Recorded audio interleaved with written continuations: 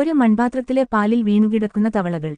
ചിത്രം കാണുമ്പോൾ ഒരു കൗതുകത്തിനപ്പുറം പ്രത്യേകിച്ച് ഒന്നും തോന്നണമെന്നില്ല. എന്നാൽ ആ പാൽ മനുഷ്യർക്ക് കുടിക്കാനുള്ളതാണ് എന്നറിയുമ്പോഴോ അറപ്പും അതിനോടൊപ്പം ആശ്ചര്യവുമുണ്ടായേക്കാം.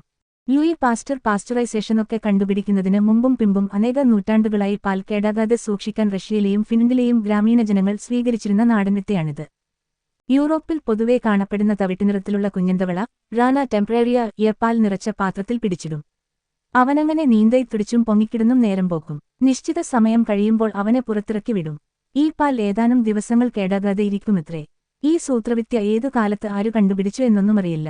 ഒരുപക്ഷെ ഒരിക്കൽ ഒരു തവള അബദ്ധത്തിൽ വീണുകിടന്ന പാലഴുക്കാവുന്നില്ല എന്ന തിരിച്ചറിവിൽ നിന്ന് പണ്ടാരെങ്കിലും വികസിപ്പിച്ചെടുത്ത വിദ്യയായിരിക്കാം.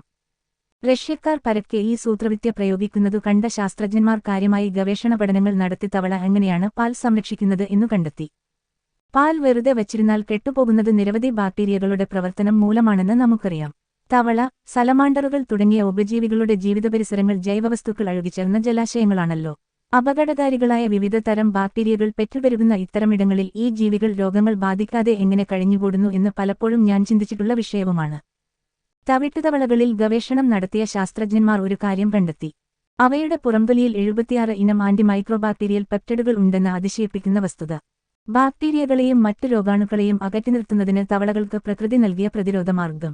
പാലിൽ കിടക്കുന്ന തവളയുടെ തൊലിയുമായുള്ള സമ്പർക്കത്തിൽ നേരിയ തോതിൽ ഈ പെപ്റ്റൈഡുകൾ പാലിൽ കലരുന്നു. ബാക്ടീരിയകളുടെ വളർച്ചയെ ഫലപ്രദമായി തടയാൻ ഈ ജൈവസംയുക്തങ്ങൾക്ക് സാധിക്കുന്നു. നൂറ്റാണ്ടുകളായി പ്രയോഗത്തിലിരിക്കുന്ന ഒരു സാങ്കേതികവിദ്യയുടെ തികച്ചും ശാസ്ത്രീയമായ വിശദീകരണം. റഷ്യയിലെ കിണറുകളിലും വെള്ളം ശുദ്ധീകരിക്കാനായി ഈ തവളകളെ നിക്ഷേപിച്ചിരിക്കുന്നതും കാണാം. കോളറ, ടൈഫോയിഡ് എന്നിവയ്ക്ക് കാരണമാകാവുന്ന സാൽമൊണെല്ല മാരകമായ ത്വക്ക് രോഗങ്ങൾക്കും വൃക്ക രോഗങ്ങൾക്കും പ്രമേഹത്തിനും കാരണമാകാവുന്ന സ്റ്റഫൈലോകോക്കസ് തുടങ്ങിയ ബാക്ടീരിയകളെയും ചിലയിനം വൈറസുകളെയും ഫംഗസുകളെയും പ്രതിരോധിക്കാൻ തവളയുടെ പുറന്തൊലിയിലെ ടെമ്പോറിൻ, ബ്രോവിനിൻ തുടങ്ങിയ ആന്റിമൈക്രോബാക്ടീരിയൽ പെപ്റ്റൈഡുകൾക്ക് സാധിക്കുമെന്ന കണ്ടെത്തലിൽ നിന്ന് ഭാവികാലത്തെ ആന്റിബയോട്ടിക് ചികിത്സാപദ്ധതികൾക്ക് നൂതന മാർഗങ്ങൾ തേടുകയാണ് ശാസ്ത്രജ്ഞന്മാർ. എന്നാൽ തവളകളിൽ നിന്ന് പാലിൽ കലരുന്ന പെപ്റ്റൈഡുകൾ മനുഷ്യർക്ക് ആരോഗ്യപ്രശ്നങ്ങൾ ഉണ്ടാക്കുന്നുണ്ടോ എന്ന കാര്യത്തിൽ വ്യക്തത വരുത്താൻ ഇതുവരെയും കഴിഞ്ഞിട്ടുമില്ല. യുക്തിഭദ്രമായി വിശദീകരിക്കാനും ബോധ്യപ്പെടുത്താനും കഴിയാനാവാത്ത നിരവധി നാട്ടുസാങ്കേതികവിദ്യകൾ തലമുറകളായി എല്ലായിടങ്ങളിലെയും മനുഷ്യർ പിന്തുടരുന്നുണ്ട്. ആകസ്മികമായോ നിരന്തരമായ അനുഭവങ്ങളുടെ ഫലമായോ രൂപപ്പെടുന്ന ഇത്തരം സൂത്രവിദ്യകളിൽ ഒളിഞ്ഞുകിടക്കുന്ന ശാസ്ത്രീയത സ്ഥിരീകരിക്കപ്പെടുന്നതിന് ആധുനിക ശാസ്ത്രം വേണ്ടിവരുമെന്ന് മാത്രം.